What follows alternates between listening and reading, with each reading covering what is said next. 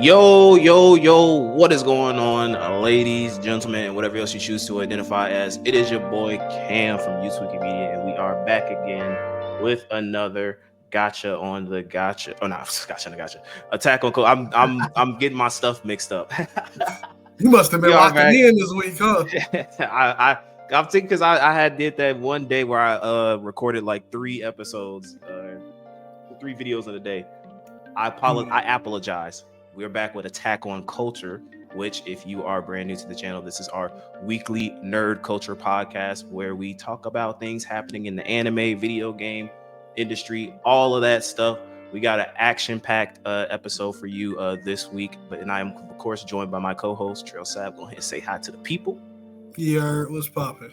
Yes, sir. So before we get into obviously what we're gonna be talking about in the podcast, be sure to show this video some love, y'all. Like the video, comment, subscribe to the channel if you have not. Click on the bell icon to be notified of all future posts that we drop on this channel, and share this video across all your fellow nerds. Help us get to 1K subs. That is our goal for the end of this year. Also, stay tuned for all of the content that we have available on our channel.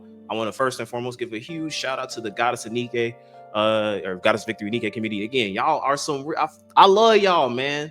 Y'all be consistently showing love whenever I drop a video. So, us Gooners got to stick together, and I appreciate all the love and support you show. You know what it's showing?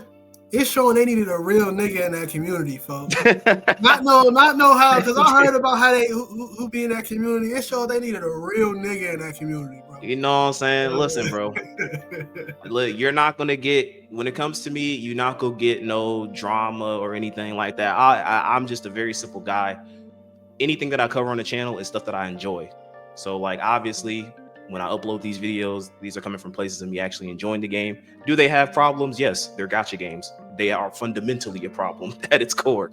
But I still enjoy playing these games. I enjoy showing, me doing pulls, me suffering through pulls, me showcasing gameplay. That's just stuff I'm passionate about. So me receiving that passion from you guys, watching and supporting it, keeps me going, keeps me wanting to upload these videos. So I want to thank y'all so much, especially if you are listening to this episode from one of those other videos. So again, thank you so much for that. Also, we have a sports culture podcast, but sports podcast with Threes from the Ring.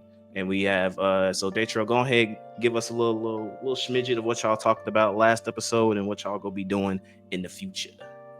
Last week, to be honest with you, we just talked about more basketball. Again, I'm on my hate wrestling streak, and it don't look like it's ending anytime soon. We talked about basketball, especially what's going on this week. This week, we're going to have some fun stuff for y'all. I'm going to make sure Tyler don't procrastinate. We're going to go through some of Cena's feuds and stuff like that, so he should have that ready tomorrow, hopefully. If not, I'll think about something just to bring some life and some fun, because most of the time we either ranting or talking or glazing Wimby. So we gonna bring some cool stuff to it. And again, wrestling sucks right now, so I want to talk about things that make me happy. And talking about Raw and SmackDown is not making me happy. But that's pretty much it. So look out for it, man. Y'all, Threes of the Ring, it's our little baby on this channel, and it's getting better. So y'all supporting it more and more. And again, I can't say how much I appreciate y'all for just showing love to anything that we do. Now, all we need y'all to do is just comment.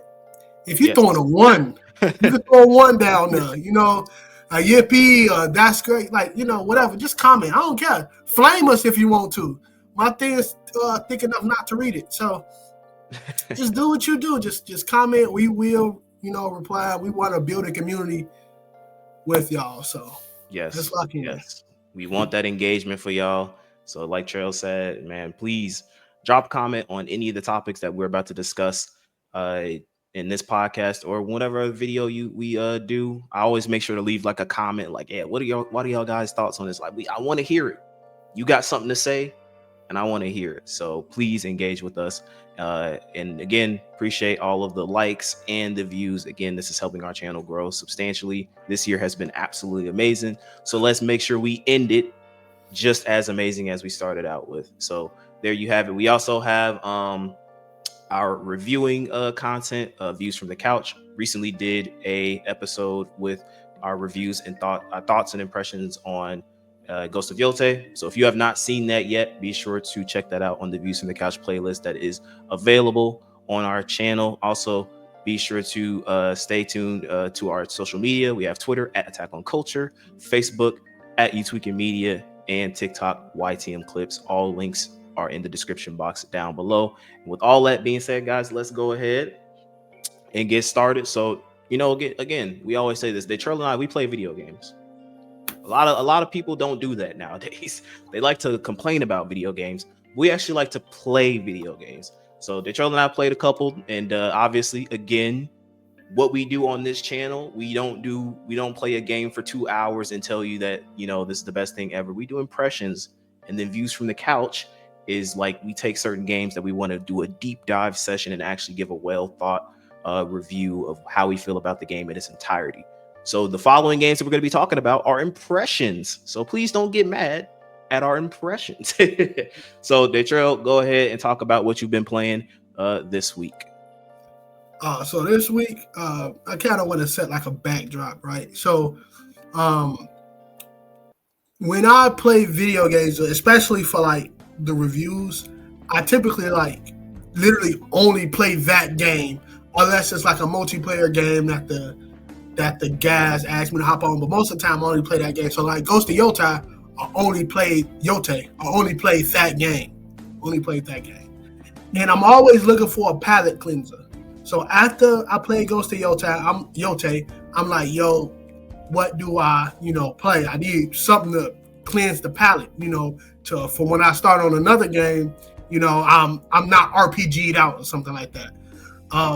And I came across Ball X Pit or Ball Pit. I don't know if you say the X like in Hunter x Hunter.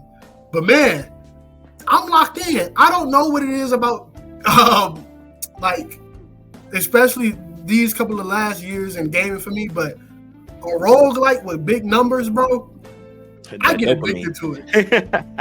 I get addicted. One day, y'all just gonna be seeing me playing a slot machine roguelike and just pulling a crank. And I think it's one out, so help me. But Ball X Pit, however you say it, it is the real deal. To be honest with you, it's not that much you can say without just saying it is a brick breaker roguelike, and it is fire. The game is very, very, at its core, like, simple. You breaking bricks. But once you start getting deeper and deeper and deeper into the game, like, dang, there's like a village that you got to expand and build out to make the brick breaking more, palatable, I guess. And you get different characters that do different things. It's really cool because, like, I'm on the platinum grind for it right now, just to be the ultimate brick breaker. And then there's like a character in this game, and it's really good for when you platinum grinding. There's a character named like the Radical in this game. In the legit, his skill is every character got a skill. Plays the game and choose upgrades automatically. So you can just pick him, put him on the board, and he will literally play the rest of the game for you. You ain't got to do nothing. So it's really good when you're just trying to grind out some of the levels and you a little bit tired from breaking bricks. And literally all the characters are unique. A lot of them are fun. Learning like the different mechanics of the game is fun. This is one of them situations when, you scroll through social media and you look at a game, you're like, man, that game looks fire. I guarantee you that's a Steam-only game, though. And that's how it was when I first saw it. I'm like, bro, I'm pretty sure that game is just only on Steam. That's how it always be. And mind you, I can play games on my computer, but I prefer to play games on my console. I'm just preferably a console player. And when I was talking to my homie Dion, he was like, yeah, bro, that's on PlayStation. You can go ahead and grab that. I'm like, huh? And it was for a decent price, too. Yeah, I have yet to stop playing it. Right now, I am currently on hour 28 hours straight. No other game has been played with Ball Pit. So if you are in need of like a roguelike, Something to cleanse the palate, like I like to say, before you hop into another big daunting game. Hop on this one, yo. I'm telling you, you will have fun. Hop on some balls. Oh God, go ahead and play with some balls, man. Ain't nothing wrong with that. We ain't gonna judge you. So yeah, I was gonna say something extremely crazy, but I'm not, because my mama be watching this, and I don't feel like getting a phone call. So, but yeah, man, definitely. I really would love to say more, but there's literally not more to say. It's just a brick breaker. Roll like you gonna be Rogan. Yeah. So I'll definitely say pick up the game if you need to pick it up. All right, so there you have it. Let us know your thoughts if you have played Ball X Pit or Ball Pit, however it's pronounced. Let's know your thoughts in the comment section down below. So this is going to be another update. So I've been covering these for the past couple weeks. Finally, though, this is going to be at least for now, because this is season 1 of Dispatch. So this is going to be the last week. We're going to get the final 2 episodes, episode 7 and 8 on November 12th, which is this Wednesday. Just to preface we're recording this on Monday night, and this episode is going out Tuesday. So obviously, once again, we're going to be late. So if you're going like, oh, if Daytrail decides to do a short on Dispatch, and you're like, why are you guys talking about episodes 5 and 6 when 7 and 8 are out? That's the reason why. So again, spoiler alerts for people who have not played this, who have not played, are waiting for November 12th to get the game. There's going to be some spoilers, some slight spoilers. But yes, these past episodes, if you have been seeing the algorithm on TikTok or your favorite content creators playing it, this was the more like, I guess, the calm before the storm. See two episodes, really solid. I really like they really are focusing a lot on the team building aspect with Team Z and how Robert approaches the interacting with the team. In episode 5, you are given a big choice as far as whether or not you reveal your secret identity as Mecha Man to your team, and depending on what you choose, it can lead into some things that happen in episode 6. In episode 6, the big thing, if you've been seeing all of the clickbait thumbnails of your content creators covering Dispatch, obviously you know that something has happened to the boy Chase, who if you don't know who Chase is, he's the guy, he's Robert Robertson's kind of like mentor figure. He has a power where like he can run fast, but the consequences that he ages like twice as fast. So like he's like an old man, but he's supposed to be like 30 or 20 something years old. So like he is so he uses his ability to rescue Invisigal, who like tries to get a piece of tech that is important for Mecha Man's armor. She gets captured, almost gets killed by I believe the villain's name is Shroud. Chase goes to save her. The episode ends with him dropping her off at like a park, gives her, because she has to use her inhaler, and then he passes out. Presumably might be dead.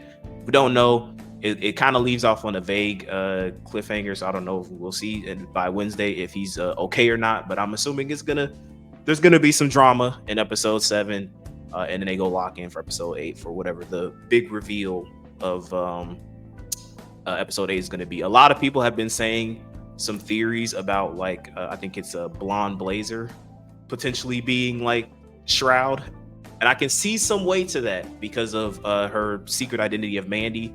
But I'm gonna wait and see how it all ends up. But it has been very interesting so far. Again, I would say that this is the week to get the game.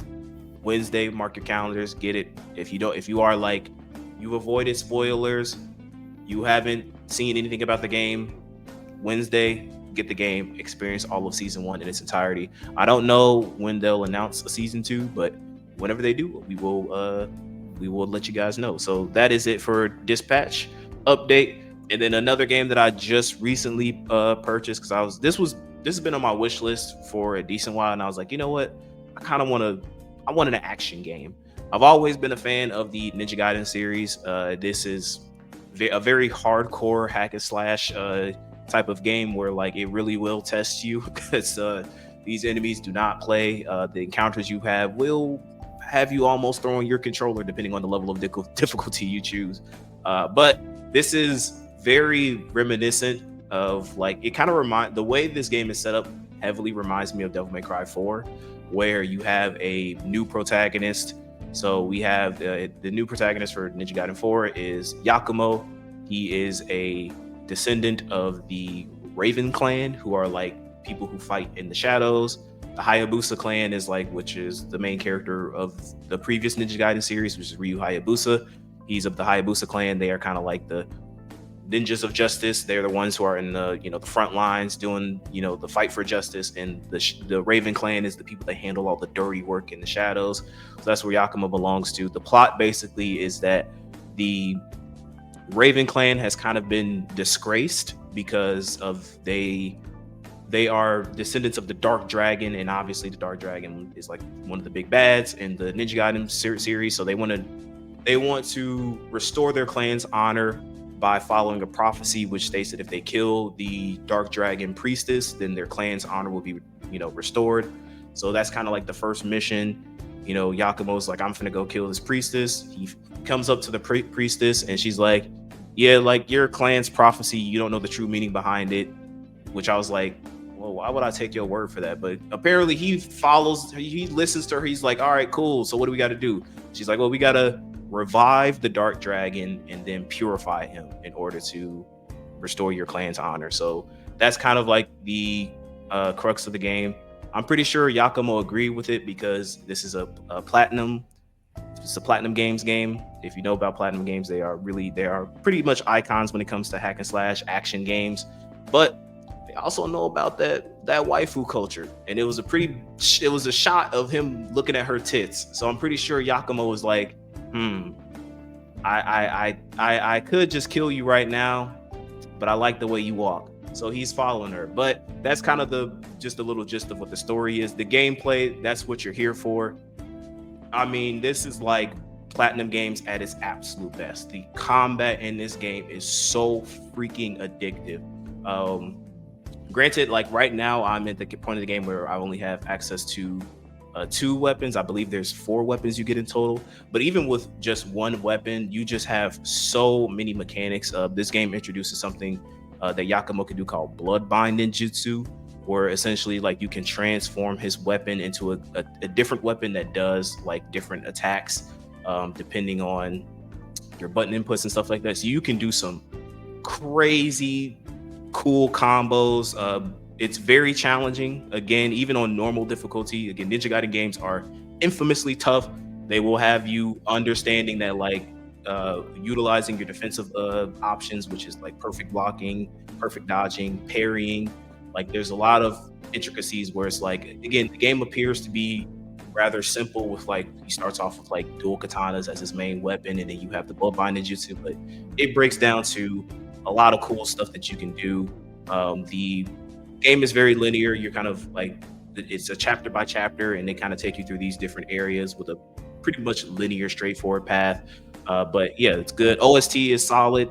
The bosses, I thought because one thing that I didn't really like about some of the previous Ninja Gaiden games is like, I didn't really like the way they handled some boss encounters, but I like how they do it in this game. And this game really encourages you to understand your enemies' movement patterns, but it also awards you for taking those risks. There's a lot of bosses that you can perfect parry, perfect dodge. You can interrupt their ability, their like super abilities with your own stuff. So it feels like a back and forth battle, or a back and forth dance, which is really cool. So all in all, I would say that if you are looking for a solid, action adventure hack and slash game, I think Ninja Gaiden 4 is really good. You don't have to play Ninja Gaiden 1, 2, or 3 to hop into this game. Again, I mean, like, story isn't necessarily a strong suit. You're more here for the gameplay, in my opinion. So I highly recommend it. So that's it for all the games that we're going to be talking about for this segment of the podcast. If you have played any of the games that we talked about, let us know your thoughts and opinions down in the comment section below. On to the next thing. Deshro been watching some TV, probably way more than I have. So I'm gonna let him talk what he's been watching. So Deshro, go ahead. What you been listening to on the big screen? So just real quick, I think it needs to be said that we haven't even said it on this podcast throughout our whole entire time of this show being out. I think it's been 3 years now. There's a show on Adult Swim that's carrying Adult Swim right now. Absolutely carrying it. And it's Smiling Friends. And I don't think this is a hot take, but I will say it. Smiling Friends has yet to have a bad episode whatsoever throughout its 3 seasons. And therefore, I think it is the best Adult Swim show ever, bro. Like, original Adult Swim show, I think it's the best ever. I don't ever remember throughout the 3 seasons. I have watched all the episodes as they premiere. And somebody might be like, bro, you glazing? Hey, I think I'm glazing, bro. Like, I have never laughed at every single episode of any show like I have laughed at Smiling Friends. Just this episode that came out previously, which is the one about them going to a vacation at the camp. I just died laughing, especially at the freaking end, because Mr. Boss is my favorite character. And what he told Charlie, I almost cried, bro. It is by far one of the best TV shows out right now. I want to kind of go look at the IMDb scores to see if niggas being buttholes and rating it low and stuff like that. But it's one of the things that deserve all the praise. And it's getting all the praise. You know what I mean? Everybody's watching it. But it hasn't been a bad episode. I haven't seen a streak of a television show that hasn't had like bad episodes. And people talk about like the Breaking Bads, the Wire, and the Sopranos. And yes, of course, that's all of its own tier. But I'm talking about purely like adult animation. I haven't seen a show that has been on the street like this ever. And to think, I don't know if I'm in a situation like how OG Rick and Morty fans were when that show first came out and how they was just all like, this is the greatest thing ever. I guess I'm at that stage of Smiling Friends. But like, yo, I'm telling you right now, Smiling Friends is only 11-minute episodes. And it watches everything else on that channel. Absolutely watches it. To the point that right now, if Rick and Morty right now is like Buzz Lightyear. I mean, no, it's like Woody on Toy Story 1. Oh. And you have the strange things are happening to me. And it's just all like everybody just loves Smiling Friends. So it's just like, it's literally just like that. Like us as the consumers, we're Andy. And we are replacing Rick and Morty with something shinier and better. But I had to give it its props. You know, I don't watch anime like everybody else do, but I do actually watch stuff. And this is one thing that I watch daily. And one last thing, I'm not a repeat watcher. So what I mean is I never will go back and say, let me go watch an episode a couple times and stuff like that. The only series I have ever watched multiple times is JoJo's Bizarre Adventure. I watched that like 3 times, back and forth. And Full Metal Alchemist Brotherhood, I think I watched twice. But for Smiling Friends, I have probably watched season 1 and 2 at least like 4 times, bro. It's really that good to me. But if you're not watching it, it's the perfect time to watch it. You would get through all 3 seasons in a fortnight, so it won't take you too long. So definitely check it out, man. Definitely check it out. All right, so yeah, if you've been tuning in to Smiling Friends, be sure to let us know your thoughts on that as well, and then we will wrap things up before we move on to our news segment of the podcast. So, recently this weekend, I went to go see the new. Obviously, I know this is old because the movie came out, and I believe it came out like early October, but the Chainsaw Man movie, Reze arc. I went to go see it for my birthday weekend, went with my mom. I gotta say that like it is definitely an experience. Like seeing something with like someone who's not really that big into anime is a lot more entertaining than you think. Like seeing some of her reactions to like some things that were happening on the screen, because I explained a little bit of like what Chainsaw Man was about before we went to go see the movie, because technically this is the season 2 of Chainsaw Man. So you know, thanks Demon Slayer for that. That's a whole other topic that I definitely want to talk about. Oh, we gonna talk about it. Trust me. We go talk with how it's clickbait for now, but just know we're gonna talk about how Demon Slayer ruined the anime. But basically, so obviously, again, this is essentially Chainsaw Man season 2. To give some more context behind this, I am fully caught. Like, I am part 2, fully caught up in the manga of Chainsaw Man. So like, I know what's gonna happen. If like my overall experience with, because it's split into parts. Obviously, if you've been reading the manga, there's part 1 and part 2. Part 1 of Chainsaw Man, if I were to give some type of analogy, if it's like Dragon Ball Z, right? It's consistently good, right? Like if you look at Saiyan Saga, Frieza Saga, Cell Saga, and the Buu Saga, they're good arcs. Obviously, individually, there's some things that are like about them, but overall, they're good arcs. And then part 2 of Chainsaw Man is like Dragon Ball Super. Whole lot of crap until you get to like Goku Black arc. And then it's like, okay, this is an actual show. like obviously, if you want to like use the movies, but the movies are technically Dragon Ball Z. But yeah, Super was crap until they locked in. And that's what Chainsaw Man Part 2 is. Like where we are right now in the manga, I'm like, okay, you finally remember that you're Chainsaw Man.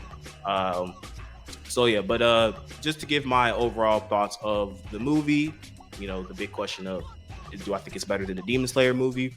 Honestly, I'm still kind of sifting through my mind because I don't want to have like a big recency bias towards Chainsaw Man. They're kind of even in my opinion. I was talking with Benos in the group chat, but he put it in a good way. Like each movie has something that they do really well, and then something that they do bad, but something that the other movie does really well. That's kind of how I feel about both of these two movies. And Chainsaw Man, I think the biggest positives I can give the movie is the OST was phenomenal, really, really good. I would say from a character standpoint, but like this man Denji has so many character resets. It's like everything that he goes through in this movie is kind of like means nothing. I guess because of the nature of how Chainsaw Man is. But I still like kind of the way they set up obviously his relationship with Reze. Obviously them kind of making sure it's in line with how he's just a horny idiot. And once like the first half, I would say like feels like circle jerk Oscar bait basically. There's a lot of moments in this movie that is very clearly going like, guys, look at how deep and this will just get you thinking about life and stuff like that. And I don't mind depth. I don't want people to go like typical shonen fan. All you care about is punches and pretty lights. It's like, yeah, I mean, that stuff is cool, but I also don't like fake deep stuff. And it's like, it's very clearly obvious when you're trying way too hard to seem like you're larger than life when it comes to certain things. And this movie does have a lot of moments like that, in my personal opinion. One of the big moments was like, there's a scene where she's like, Reze is like choking this guy out on the rooftop of a school, and then she starts singing this song. And I don't know I think it's Russian. Yeah, she starts singing this song in Russian, and it makes sense because of what her backstory is, which they explain later on in the movie. But she starts singing this song in Russian while she's like killing this dude, and like the movie kind of like, you know, stops all the sound except for her singing. I'm just like, my eyes couldn't roll in the back of my head harder. I was just like, oh my god, skip. Like if I could, like how Daytrail likes to skip dialogue. If I could skip the dialogue of that scene, I would, bro. It was like that bad. But shout out to Laura Bailey. She does voice Reze. Laura Bailey can never do any wrong, which is why I don't blame you for choosing Invisigal. But other than that, once the action kicks in, part 2, when she reveals who she is, which is the Bomb Devil, and her objective with Chainsaw Man, I mean, it's like full nonstop action until the end of the movie. Lots of crazy good visuals. Mappa knocks out of the park. Please give your animators a break, please. But they go absolutely crazy with the visuals and the action. It is just breakneck speed, really, really great. And the OST that also plays while they're doing the confrontation between the Bomb Devil and the Typhoon Devil, really solid. So all in all, if I were to give this a rating, I would give it a strong 8. again, like I give it the same rating I gave the Demon Slayer movie if you checked out our review of that. But yeah, it's a strong 8 out of 10. I think it's really, really well done. If you are a fan of Chainsaw Man, you saw season 1 and you were like holding out like, oh, should I go see the movie or not? Catch it on a discount, wait for it to come on Crunchyroll. I don't know, but it's going to be worth wherever you see it. So that is my thoughts on the Chainsaw Man movie. Let me know your thoughts if you've seen the movie, how you feel about it. How would you rate it compared to Demon Slayer? Because those are the two big anime movies that came out this year. So a lot of people are going to be talking about and comparing the two. So I want to know what you guys think about that. So that is it as far as what we've been reading, or not reading, but watching and playing. So let us now move on to the news. So we got a couple things to talk about in terms of news. We literally just got one before we recorded this podcast, which we'll talk about a little later. But first things first, let's start off with something that I just randomly saw this and I was like, oh, this is really freaking cool. So the Dragon Quest creator, let me see if I want to get his name right, Yuji Horii, it received the Order of the Rising Sun in Japan, which, in case you don't know, this was established in 1875, and this is awarded to individuals for their service to the country in different ways, including the promotion of culture. So what makes this such a big deal is that he is the very first game designer to receive this award. So that is crazy huge. There have been other people in the game industry that have received this award, but he's the first game designer to receive this. Obviously, you know, Dragon Quest has been doing really well. Dragon Quest, we didn't necessarily talk about this, but Dragon Quest 3 HD 2D remake, when that came out last year, sold very well. Like, it sold extremely good. A lot of people bought and played that game. I'm assuming the same thing is going to be for Dragon Quest 1 and 2 HD remake. We also have the Dragon Quest 7 remake, I believe, coming out I think next year or later on. I think it's early next year. Yeah, early next year. So, and I wouldn't be surprised if they announce a since 4, 5, and 6 are a trilogy, I wouldn't be surprised if they announced a Dragon Quest 2D HD remake of 4, 5, and 6. So Dragon Quest has been doing, although Dragon Quest 12 is, I don't know if it's in development hell, but we have not heard anything about that game. Hello? What's happening tomorrow? Hello? We'll talk about that. But Dragon Quest 12, you know, we may see something, but yeah, Dragon Quest has been doing waves recently. So I think it's very well deserved. Dragon Quest is very much a staple when it comes to classic turn-based RPGs. You cannot talk about that without talking about Dragon Quest. So I think it's well deserved. Shout out to Yuji Horii. He was very humble about getting the award, but it is a pretty big deal. You're the first game designer to receive such a prestigious award. So go ahead, flex. Go ahead, let these other people know what you're working with, my boy. So there we go for that. So next things. So this, you've already seen this in the algorithms. You've seen countless TikToks, countless content creators talking about this. But obviously, we're going to give you our thoughts on it. So GTA has got delayed again till November of 2026. But the reasons may be, may not be what it all appears to be. So GTA got delayed. And so there are two reasons as to why this could happen, just to set things up before I give my thoughts about the situation. And Detro gives his thoughts about the situation as well. So we have two things. So Rockstar is saying basically that they, had a layoff. They fired some people due to them leaking confidential information about GTA 6. And then you have the employees, more specifically, because I want to make sure I get the story right. So more specifically, the Independent Workers Union of Great Britain, which basically said that like they were trying to unionize.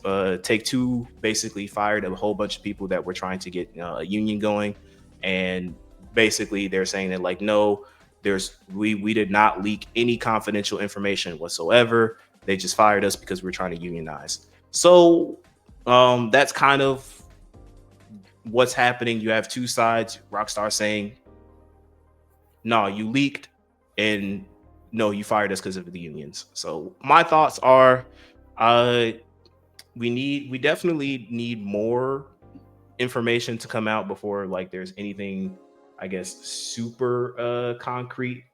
So like, I mean, this is still kind of up in the air as to it's a he said she said situation.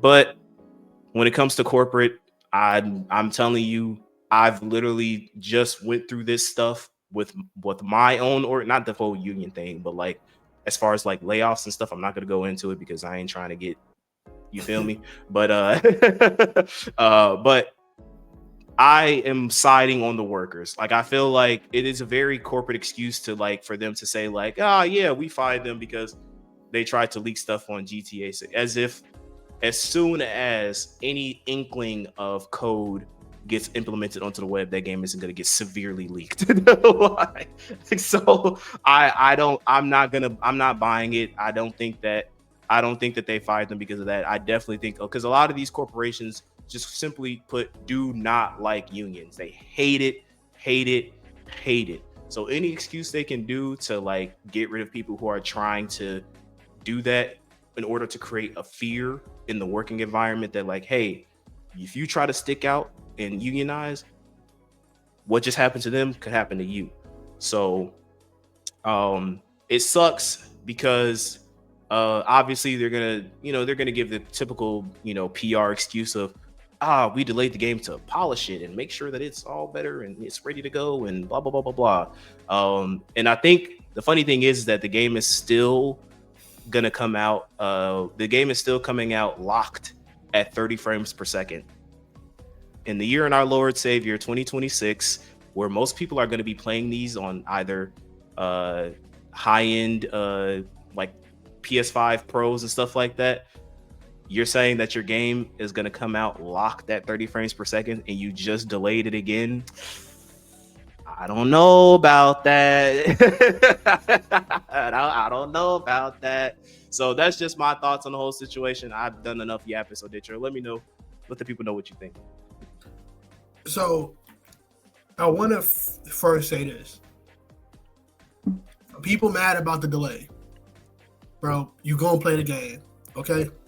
Mind you, me and Cam, especially Cam, grew up in the trenches of anticipating game delayed for decades and stuff like that. So you'll never know what it feels like to be a Kingdom Hearts fan. I'm telling y'all, you'll never know. Exactly.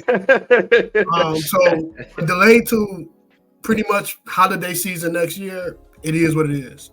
Now, I say all that to say is this: don't let Rockstar, pump fake you. Don't look at this and be like, well, they should have never leaked things. If you look at this logically, firing a whole division for leaks is kind of unrealistic because a whole division leaked your game. A whole division got together and was like, yeah, guys, look, this is all the stuff that's happening in GTA 6. Everybody. Yeah. Now, 1 or 2 people or a little ring of like 4 or 5 understood, but you fired a whole division coincidentally around the time that they wanted to unionize. Like, let's be serious. So even though everybody and their mama is still going to play that game, right? We are going to play it. Still hold Rockstar accountable. Don't stop supporting the workers in this situation. Trust me, it's going to be very hard to fight probably at this point the biggest, gaming company out there, or gaming company. So, but you can still fight them, and I ain't gonna say fight with your wallets because that'll be a losing fight. Because you're getting GTA 6 regardless. You can GTA 6 regardless, but you can still fight through social media backlash. So let Rockstar know that this ain't right and things of that nature, and the game better be polished. I'm not even one of those people who come out and say, oh, if this game not polished, it's an automatic type 0 thing. I'm not one of the people. I played Cyberpunk on launch and loved it. But I'm taking points off for sure. I'm taking points off. It's a mess, and you've been delaying this game, and the reason you said you delayed the game is to polish it. I'm taking points off. Now, mind you, I was thinking that the game So, let me push my Nostradamus cap on, then we can go to the next thing. Right? So, to be honest with you, I knew something on Rockstar side was going to get delayed because they have this ambition to try to release the online and single player at the same time. Their track record proved they can't do that. No. So when I first saw delay, I'm like, it has to be the online. It has to be. I personally think the regular game, the base game, is done. I think that's done. I think what's stopping them is literally that online process and them trying to live up to GTA 5 online. That is that I don't, to be honest with you, I do not think that that it's anything to do with the regular story mode of GTA. I promise you that. I think that game is ready to ship now. One, because it's locked at 30 frames. So if your game is locked at 30 frames, not Lord and Savior 2025, you're done. Right? You're done. Two, that trailer we got and things of that nature, it looked, if they said that was in-game footage, you're done. Because you're not going to release, them type of things, you release CGI joints. You know what I'm saying? Yeah. So, and they've been working on this game for 15, 16 years. That game is done, dog. It's that online because they know, especially in this TikTok culture in which you got to really grab people's attention to keep them on your stuff. They want that online to be perfect when it drops day one. And I don't know if it's going to be that. Their track record is terrible for that. Yeah, Red Dead GTA 5, I think that online came out a year later. And I think the Red launch was terrible. I think Red Dead took a little bit longer. Yeah, I don't Red know. Dead took longer, and when it launched, the online was terrible at first. Yeah, online was terrible. And Red Dead Online didn't even recover since it was bad, right? It has a community. Don't shoot me, Red Dead Online shooters. But it didn't recover. Like, it never met the same success as GTA 5. Yeah, not even close. And it was chock full of microtransactions. Like that game was Red Dead Online was expensive. So that's what I personally think. It's been leaked that they already working on another game, like a medieval game or something like that. So like, I know the game is done, but I personally believe that they're working on the online process because they don't want to drop the ball. And they're not only competing with other games. They're not just competing. They're competing with their own game. GTA 5 Online is still one of the most played games you have to convince all of those people to jump ship. Yeah, and it's going to be hard. Now, Xbox and Sony is happy that the game coming out because their console sales are going to go through the roof again. It's going to be like a whole new show. And then I'm pretty sure I'm literally thinking about getting the PS5 Pro just for GTA 6. Shoot, man, I'm about to blow up anyway, so I'm gonna have no choice. But but all in all, that's what I think. So I'm gonna take the cap off and I'm gonna put it down. But this is November 10th. Come this time next year, and that online garbage or it get delayed, just know I told you so. Girl told you so. There you go. No, I told you so. I think too because it's money. Like GTA Online may take to so much money they can't afford to delay that. Like they can't afford to go like, okay, play the single player as long as you can, and then a year later we'll come out with online. No, they are like A1 shark card, please. Yeah, and if you think about it. Remember back in when GTA first came out, it was okay to say we delaying this for the year, come back and play it.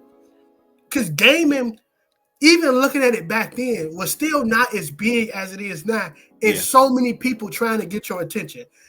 Multiplayer game and gacha games, 100% are one and the same now. There's no such thing as like I'm hopping on X multiplayer game just to chill and then go.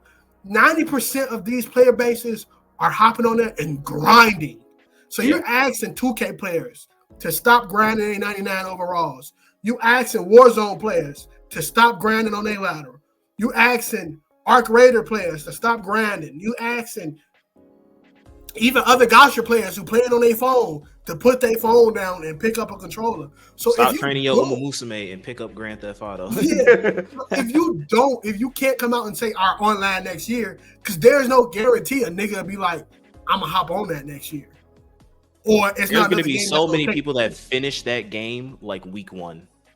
Nigga, it probably be me. like week one, weekend one. Game comes out, weekend, finish the game, and done. Completely. I'm thinking about adding another savings account called I took off work because of GTA 6. So I need that money. It's like a lot of people are going to like be blitzing through that. One, because again, the era that we live in terms of just social media, so many people want to that's another thing. People want to spoil you. They want to be the first one to do this. They want to be the first one to, I was the first person to beat GTA 6 and upload it to my YouTube channel. Or, oh my God, check out this, I don't know, a major character dies in GTA 6 or something like that. Check out this major character's death scene. You know what I'm saying? Like, people want to be the first one to hit that algorithm when it comes to GTA 6. So many people are going to be blitzing through that story mode in order to get those shock value, clickbait, YouTube, TikTok thumbnails.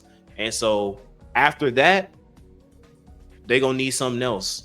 And that's when the online is going to come in. So I think you might have a point. They might have one with the online, but we shall see come next year.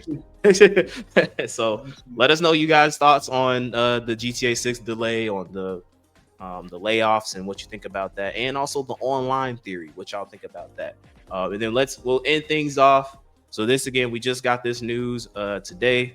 So I'm calling this the State of Play Copium edition. There's a lot of cope going into it. A lot of cope. As I always say, we've been here before. I've been here before. So PlayStation, again, just to preface this, at the time of this recording, it is Monday, November 10th.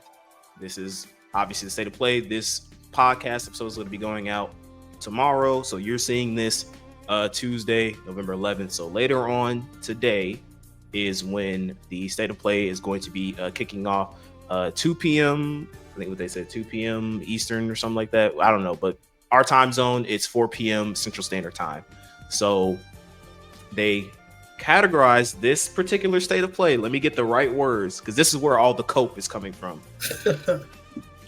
This Tuesday, we're bringing you a special episode of State of Play running for more than 40 minutes, focusing on games created in Japan and across Asia, alongside a few other exciting updates. From beloved series to distinctive indie creations, this show will be packed with great games, interviews, and new looks at anticipated titles. People saw that, and immediately, the first thing I know, because listen, I was there, I was here, I grew up with it. Kingdom Hearts 4. like people immediately is like, all right, this is it, guys. This is it. We're finally gonna get news about Kingdom Hearts 4. I have my cope. I got my cope hat on. I got my dunce hat on too, because we've been here before. If I could put the clown makeup on, we've been here before. So I'm holding out hope, but I'm not holding out too much hope. We also brought this up, but like we could potentially also see Dragon Quest 12 could also be potentially announced during this, because especially with the development cycle that Square Enix has had in regards to their major titles like Final Fantasy and Kingdom Hearts. Again, they have dropped like the Dragon Quest HD 2D remakes and stuff like that, but Dragon Quest 12 is like a part of their major title coming out. So we could potentially see something in regards to that. There's a lot of cope going into the State of Play. So Detro, let us know what are you thinking? What are you coping about? I don't necessarily have cope because I ain't stupid. But I think this state of play is going to, for casuals, is going to really tick them off who watch state of plays to get things that they know they're not going to get. Yeah, you're not getting that. Sorry. Yeah. But for us, we're going to leave. Cam, I think me and you are going to leave happy. It might not be the big games that we consider, but when they say something like Beloved Series, that means we are going to get something big. Because Beloved Series mean on the PlayStation side of Beloved Series, on the Japanese side, a major PlayStation Beloved Series. Yeah, it's a lot. So, things that are on a high tier of not happening, but I can see happening, is like Dragon Quest, and also if they do something that involves Bloodborne. Niggas want it. Yeah. They might do it. First Software is that company. Or they use that time, First Software use that time to show Night Rain DLC. Who knows? Now. Or the upcoming game that's coming out on the Switch too. That game. They could do that. No, that's a Switch 2 exclusive. They wouldn't shut it on PlayStation. Yeah. Okay. I want to say this for you Kingdom Hearts fans. Can I pick my hat back up? Pick my hat back up. Yeah, put it back on. For you Kingdom Hearts fans, I'm gonna let you guys know something. You will get your trailer for your new game during a PS6 or Xbox computer, state of play or things of that nature. So the PS. That's when y'all getting y'all game. So I'm letting you niggas know that right now. That I think the Kingdom Hearts will be a console release type game, in which it's when a console come out, you have a new Kingdom Hearts to go with it. That will coincide with like a Smash Brothers. He might go back to the game or something like that. But I'm serious when I say this. You won't see that until the new hardware come out. Which I don't think we'll get Kingdom Hearts 4 on the PS5. I don't think about that. Yeah, it might drop on the PS5 on some backwards compatibility. I mean, on some late gen system type stuff. But it will be like, hey, buy your PS6 to play the best version of Kingdom Hearts. Or buy the Xbox computer to play the best version of Kingdom Hearts. That's how I see it. I see that for the same way of Persona 6. So that's what I was gonna say. That's like a super cope.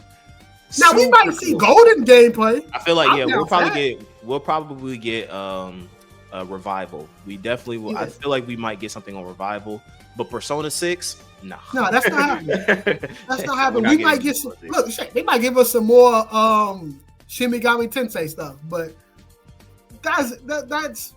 I'm not Persona 6. That is another one. That's for sure PlayStation 6. I don't think we're getting. What I'm saying? We're not again. Final Fantasy VII fans, the fan base is getting bigger and bigger. My nigga, that's another. We not seeing that.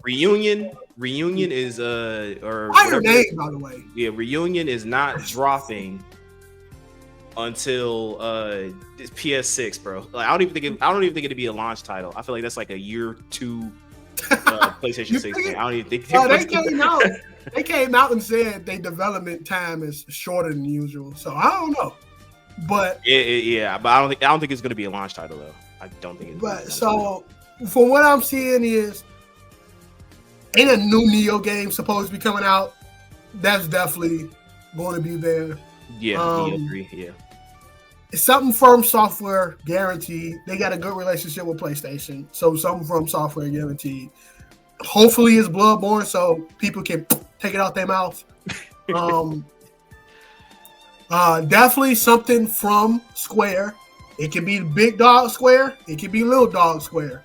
But it's definitely going to be something from Square Enix. Square Enix is definitely going to announce something. And people not talking about this, but Capcom also got a great relationship with PlayStation. Also a big Japanese studio.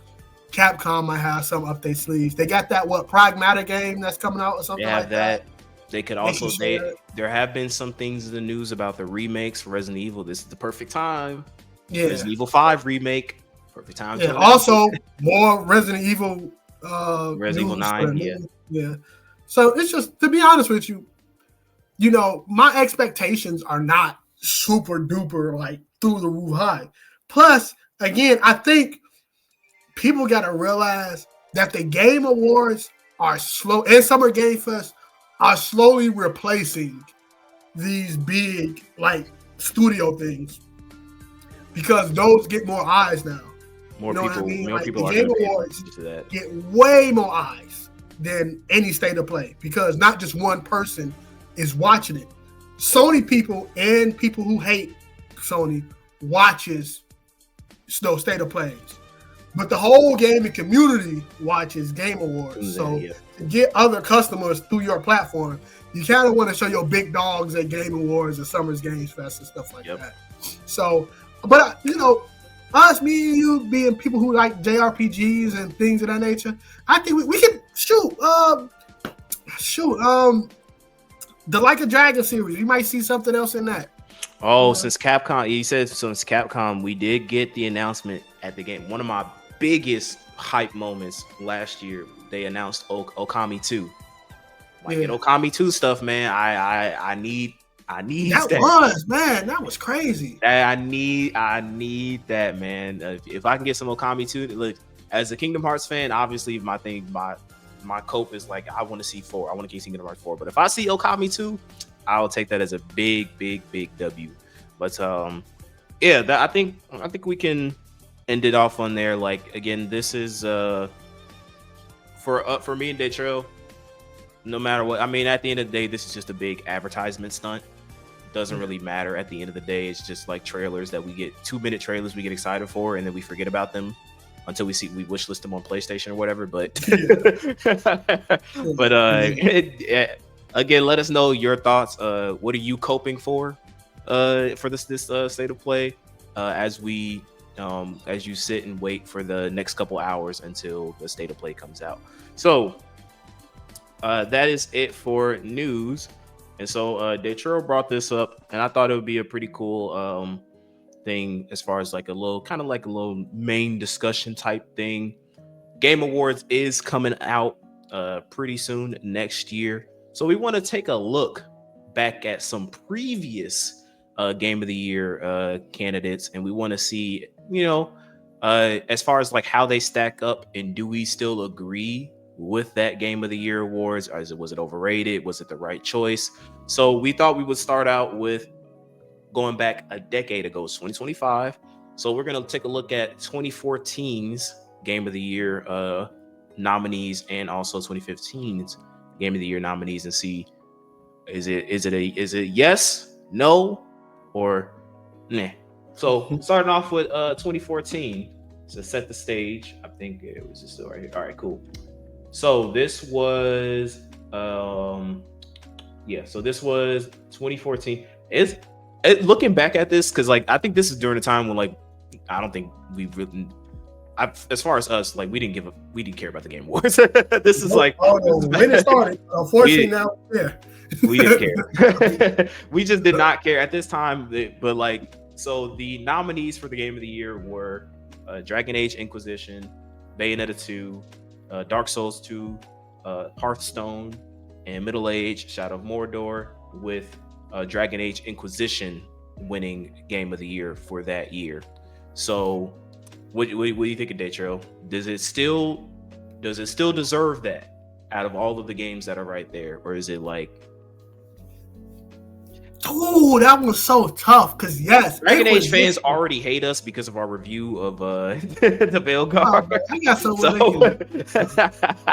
but 2014's Game of the Year award was so tough because looking back on it, Inquisition was one of them situations like a Baldur's Gate 3, like an Expedition 33. Like, it's this game with big scope and a lot of stuff to do, a lot of decisions to make.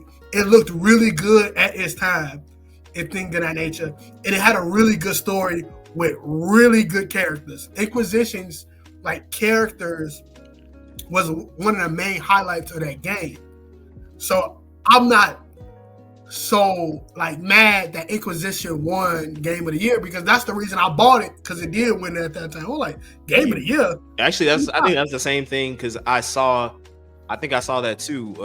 Because I bought it on my PlayStation 4. I saw like Game of the Year edition. I was like, oh, this is okay. So let me go ahead and play this game. I say all that to say, Shadow of Mordor was a goddamn banger, bro. Looking back to this day, we are still hurt that we will never get another Nemesis system in video gaming. And with that alone, I'm kind of looking like, man, it probably got robbed. I don't think Dark Souls 2 deserves to be right there comparing it to all the other Souls games. I would say you have to look at the context of the other entries too. Bayonetta 2 was a Wii U exclusive.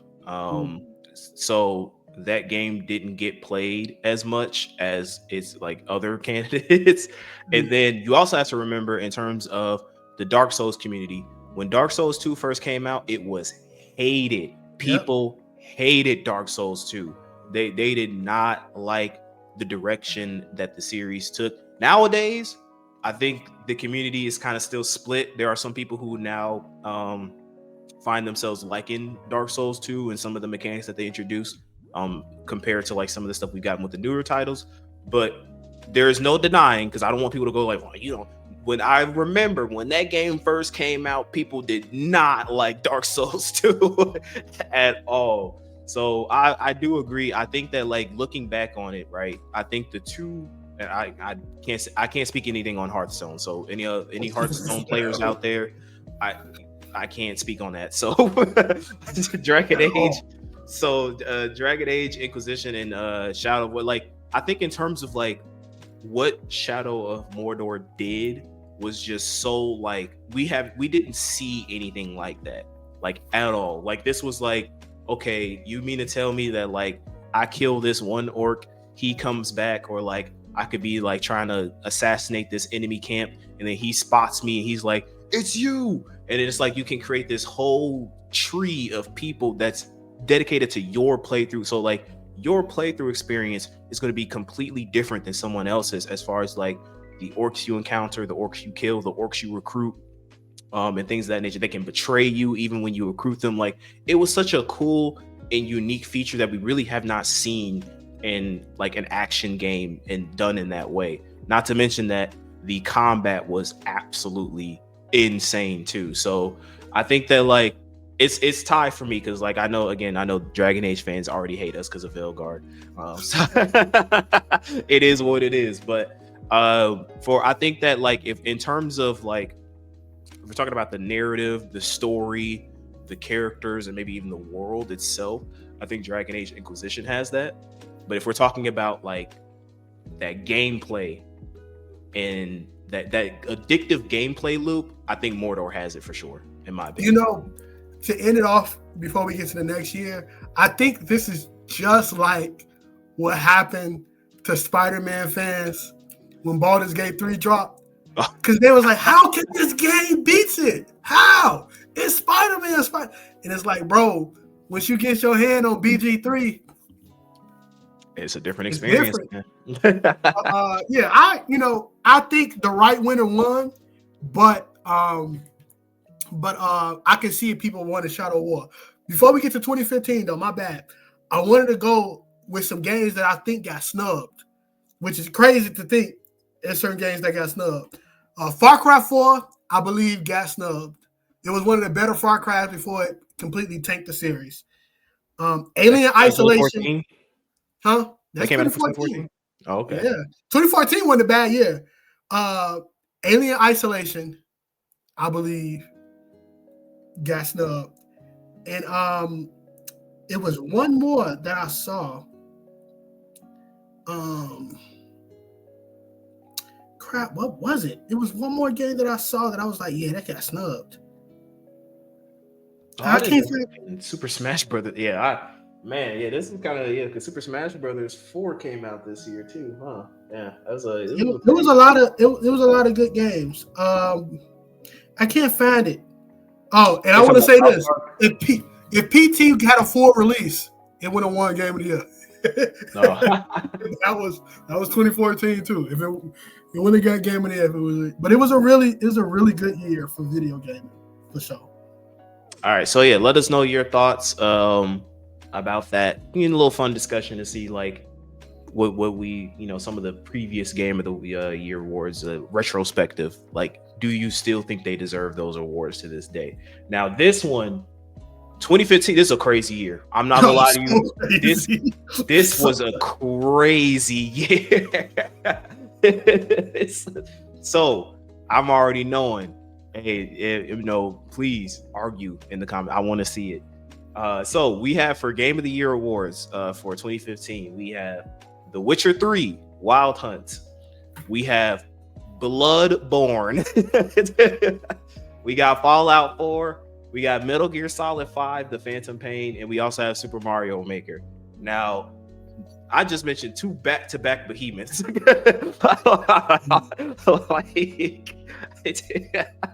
Witcher 3 and Bloodborne in the same year is insane. That is crazy. That is crazy.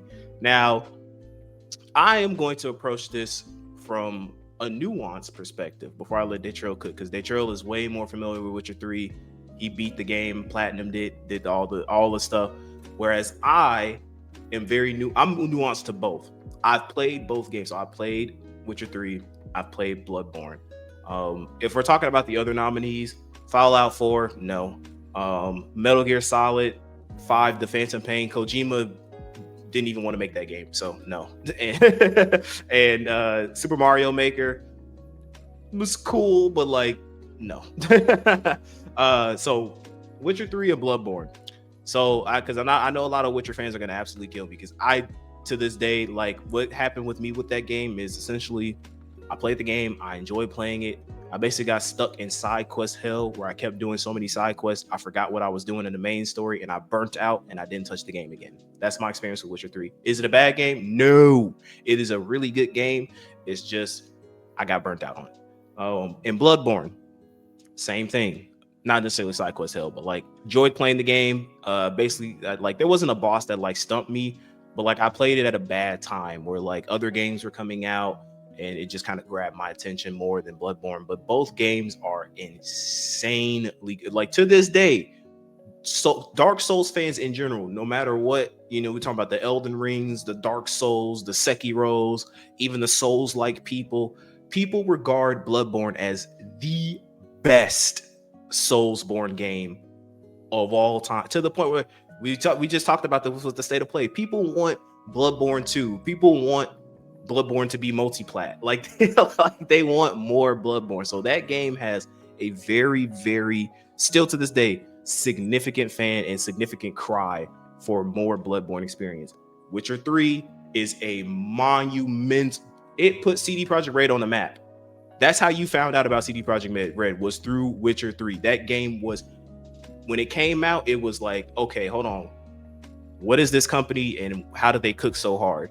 To the point where that game's success was the reason why Cyberpunk failure at launch happened because of the expectations that Witcher 3 had placed on that company to only make really great Western RPG experiences. So it's a hard one. I don't know what to choose.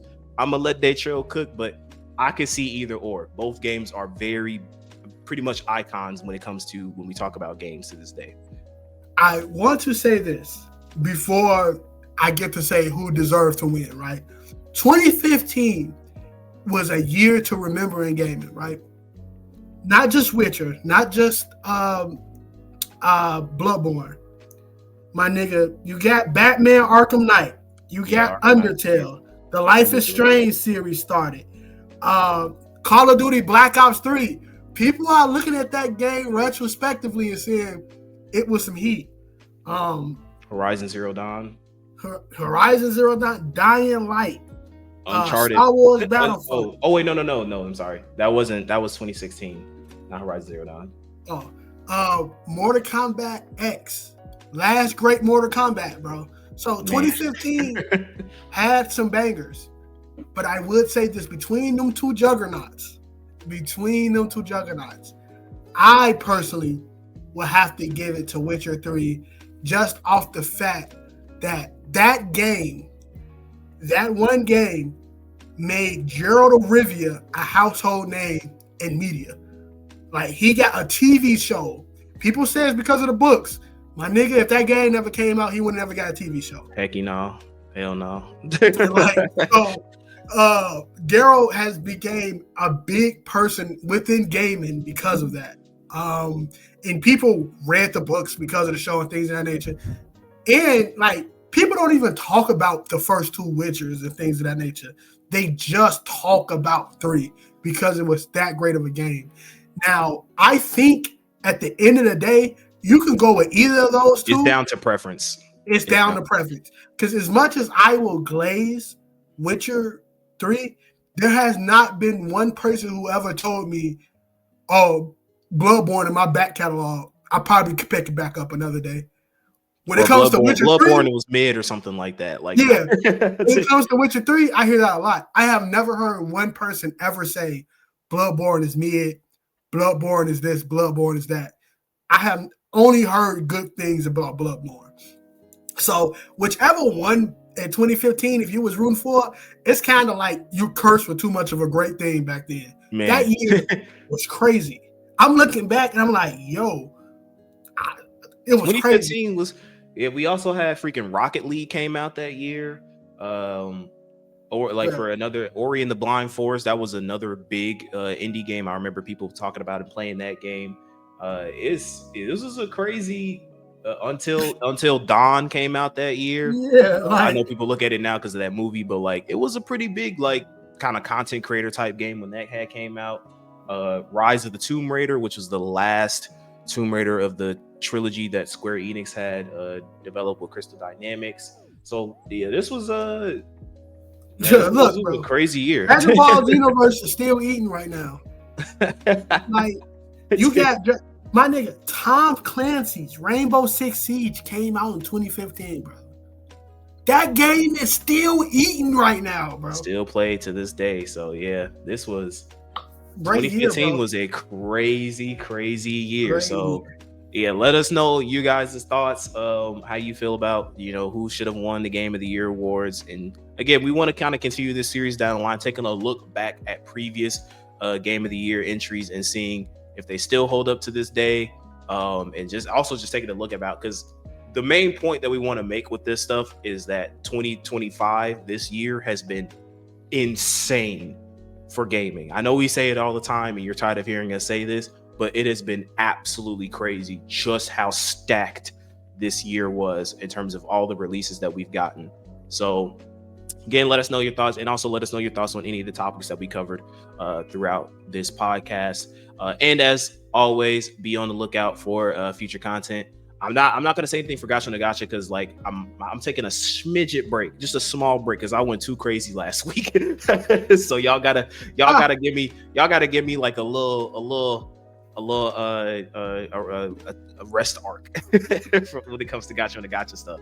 But obviously, if something crazy happens, I will be sure to cover it. You don't have to worry about that. But yeah, and then obviously Threes from the Ring. We're still cooking something in the background when it comes to Views from the Couch, so stay on the lookout for that.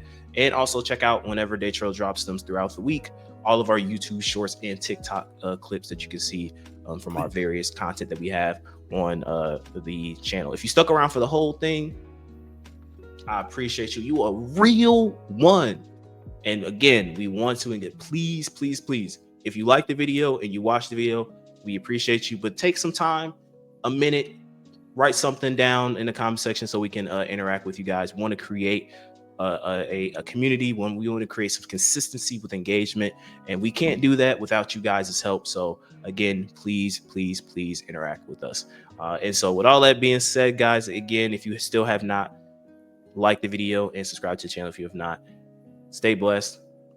God bless y'all. Enjoy the rest of your day. Peace.